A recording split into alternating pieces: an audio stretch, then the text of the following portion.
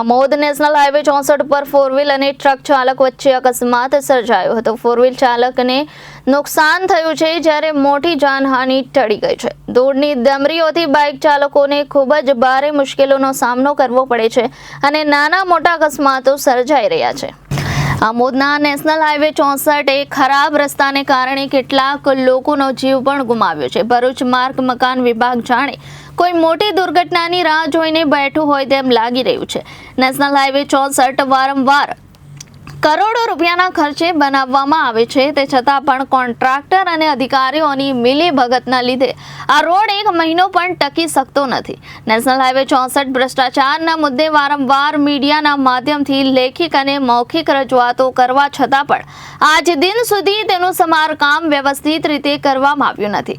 અત્રે ઉલ્લેખનીય છે કે આમોદ નેશનલ હાઈવે 64 ઉપર ધૂળની ડમરીઓથી નાના મોટા અકસ્માતો સર્જાય છે અને સ્થાનિક દુકાનદાર અને મકાન માલિકોને ખૂબ જ ભારે મુશ્કેલી વેઠવાનો વારો આવ્યો છે।